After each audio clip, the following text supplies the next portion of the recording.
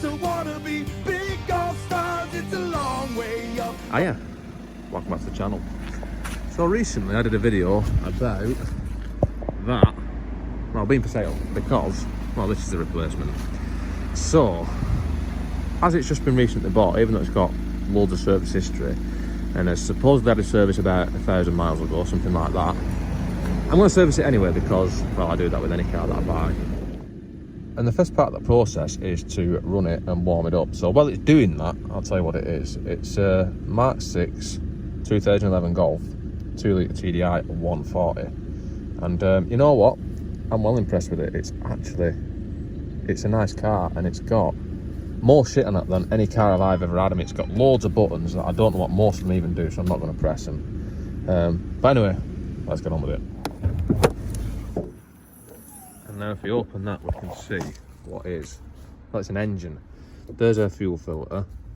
There's our PER filter. Our oil filter is somewhere down here under there.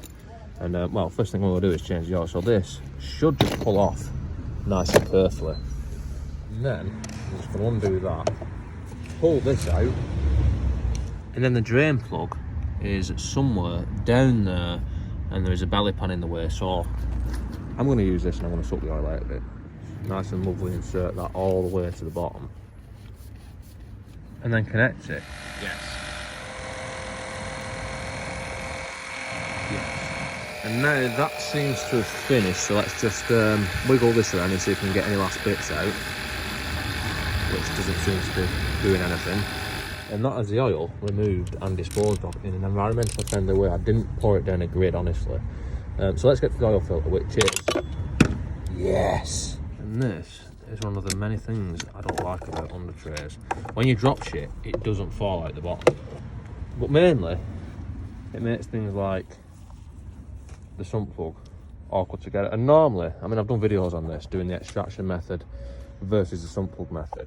Normally I do prefer to use a sump plug, but that and getting under there, and for the difference it's going to make, I'm going with this method today. So let's get back to this oil filter. Let's take that bolt out of there and try not to lose it in the abyss. Put it on there nice and safely. Then this lifts out the way. Then that is a 32mm. It shouldn't be mega tight, so we just undo it in an anti-clockwise manner. Yes.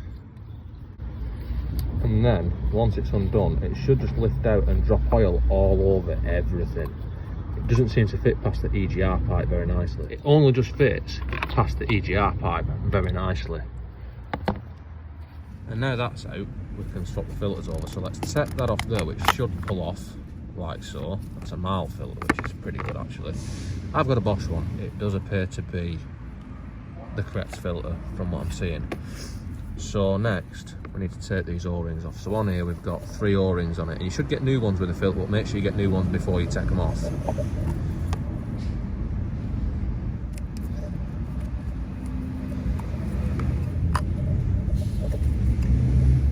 And we've got a new one of them. Obviously the biggest one goes at the top. Nice bit of oil on it before we put it back in. Yes. And then the next biggest one goes on next. Which just goes in this groove here.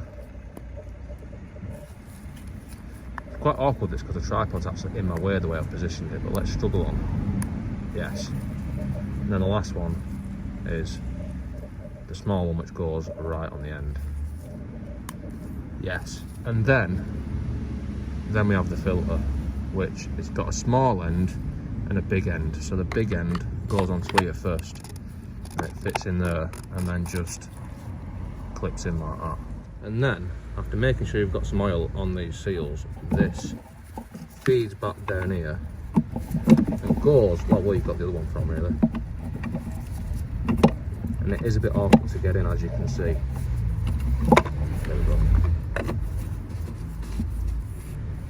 And obviously torque it up to manufacturer settings. Now it's time to put some new oil in it. Now it is there's some Volkswagen number on it, which means it's the right one, so that'll do. So let's pour most of this in. This is a 5 litre drum, and I think it takes about 5 litres. So let's put most of that in. Yes. And then put that back on. And then dip the dipstick and make sure we have, in fact, got oil showing, which we do, so we can start the Jetta.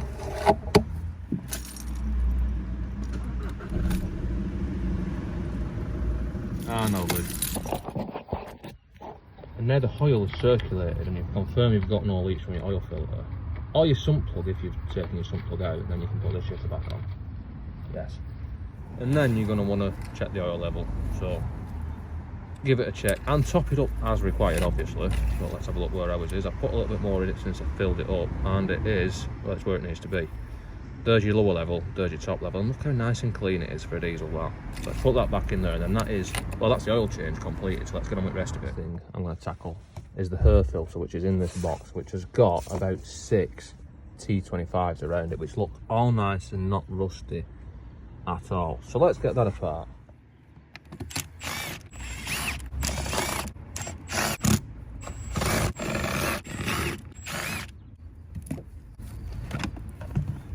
Yes.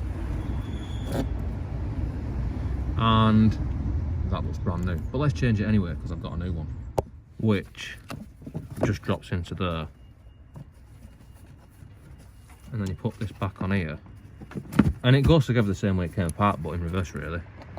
Now this car did supposedly have a service about 1,000 miles ago. And it appears that is true.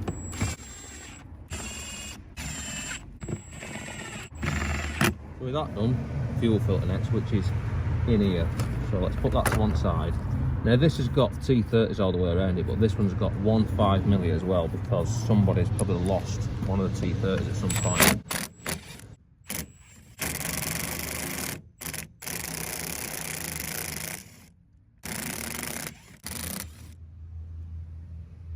And judging by how tight that actually was to get off, I don't think this has been changed as recently as everything else. Now to get this apart, there is like a little tab there, and you've got to put a flat screwdriver in it to lever it apart. And then, when you lift this up, the filter is stuck on the end of it. And then it should just pull off. But it might be pretty tight like this one is. At least it looks relatively new though. There we go. And then the new one can just push on the same way. And then we can put this back together.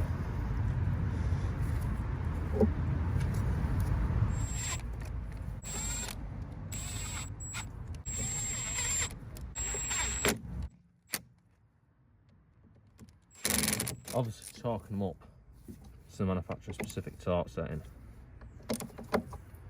And now we're done under here, so we can just put this back on like that. And then before starting it, we need to prime the fuel filter. So I'm going to turn the ignition on for about 10 seconds at a time, and I'm going to do that like 3 or 4 times.